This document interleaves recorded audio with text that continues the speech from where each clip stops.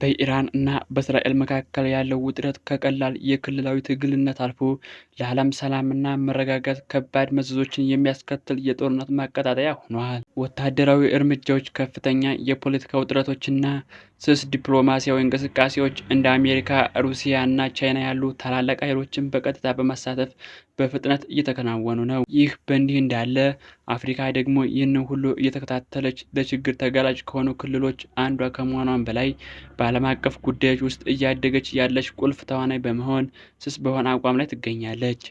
የዚህ እየተፈጠረ ያለው ቀውስ በዋነኛ ማዕከል በኢራንና በእስራኤል መካከል ያለው እየተባባሰ የመጣው ግጭት ነው።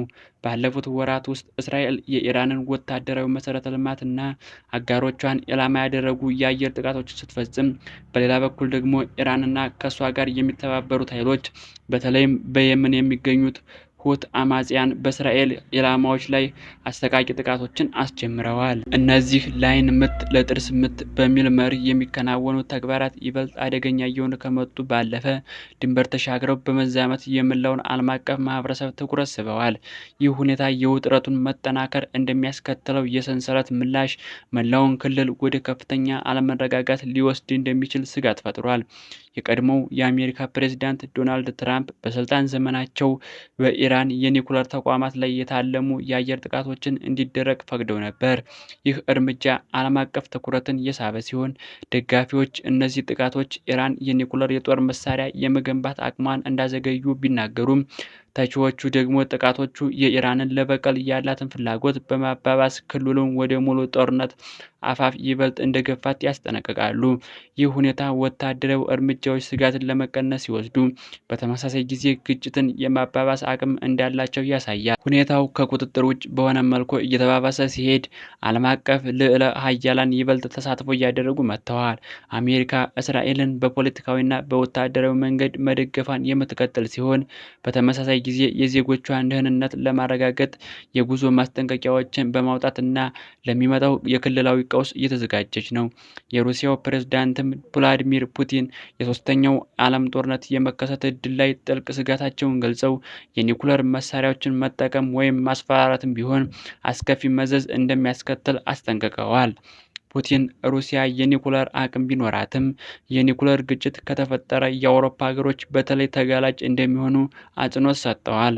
ይህ የሚያሳየው የኒኩለር ጦርነት ስጋት መላውን ዓለም እንዴት እንደሚያሰጋ ነው።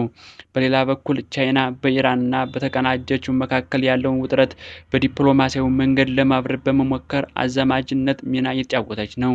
የቻይና ተሳትፎ ይህ ግጭት ክልላዊ ጉዳይ ብቻ ሳይሆን የኃይል ገበያዎችን፣ ወታደራዊ ጥምረቶችንና ዲፕሎማሲያዊ ግንኙነትን የሚነካ ዓለም አቀፍ ጉዳይ መሆኑን ያሳያል። የዓለም ሀያላን ተሳትፎ ይህንን ግጭት ወደ ከፋ ደረጃ እንዳያደርሱት የመከላከል ኃላፊነት እንዳለባቸው ይጠቁማሉ። የተባበሩት መንግስታት ድርጅትም በዓለም አቀፍ ሰላምና ደህንነት ውስጥ ያለውን ወሳኝ ሚና በማሳየት የተባበሩት መንግስታት የጸጥታ ምክር ቤት በቅርቡ በኒውዮርክ ድንገተኛ ስብሰባ አካሂዶ ትልቅ ጦርነትን ለመከላከል የመጨረሻ ጥረት በማድረግ የዓለም መሪዎችን ሰብስበዋል። ይህ ስብሰባ ዓለም አቀፍ ማህበረሰብን ያለውን ስጋትና መፍትሄ ለማግኘት ያለውን ቁርጠኝነት ያሳያል። በተጨማሪም የዓለም የሰላም ጥሪዎችን በማስተጋባት ቫቲካንም በጳጳስ ፍራንሲስ ልዩ መልእክተኛ አማካኝነት ጠንካራ የሰላም ጥሪ በማቅረብ ሁሉም ሀገራት ከጥቃት ይልቅ ድርድርን እንዲመርጡ አሳስባለች። እነዚህ ዓለም አቀፍ ተቋማትና የሃይማኖት መሪዎች ጦርነት የማይቀር አለመሆኑን ያጎላሉ፣ ነገር ግን እሱን ለማስወገድ ፈጣንና ከባድ ዲፕሎማሲ እንደሚያስፈልግ ያስረዳሉ። ሰላም የሚመጣው በውይይትና በመግባባት እንጂ በጦር መሳሪያ አለመሆኑን ያሰምሩበታል። ምንም እንኳን በመካከለኛው ምስራቅ ግጭት ውስጥ በቀጥተኛ ባይሳተፍም፣ የአፍሪካ ሀገራት የሁኔታውን ለውጥ በቅርበት እየተከታተሉ ነው። መሪዎቹ እንደ ጊኒ እና ኢትዮጵያ ካሉ አጋሮች ስጋታቸውን የገለጹ ሲሆን፣ በመካከለኛው ምስራቅ እየጨመረ የመጣው አለመረጋጋት በኢኮኖሚያዊ ውድቀት፣ በፖለቲካ ጫና ወይም በውጭ ወታደራዊ ተሳትፎ አማካኝነት ወደ አፍሪካ ሊዛመት እንደሚችል አስጠንቅቀዋል። ይህ የሚያሳየው አፍሪካ ዓለም አቀፍ ግጭቶች የሚያስከትሉትን መዘዞች እንዴት እንደምትጋራ ነው። በተመሳሳይ ጊዜ አፍሪካ አዳዲስ ሽርክናዎችን እየገነባች እና በእድገት ላይ ኢንቨስት እያደረገች ነው። በአዲስ አበባም እየተከናወነ ያለው ትልቅ የሪል ስቴት ፕሮጀክት አዳዲስ የመኖሪያ ቤቶችና የንግድ ቦታዎችን በመፍጠር ለኢኮኖሚ ለውጥ ተስፋን ያሳያል።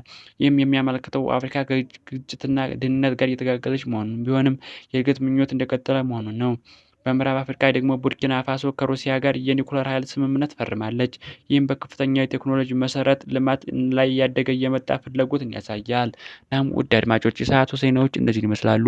በቀጣይ ዜናዎች እስከምንገናኝ ድረስ ቻናላችን ሳብስክራይብ እንዲሁም የደውል ምልክቷን በመጫን ፈጣንና አስተማማኝ ዜናዎችን በየዕለቱ ማግኘት ይችላሉ። እስከዚያው ድረስ መልካም ቆይታ ይሆንላችሁ። በያላችሁበት ሰላማችሁ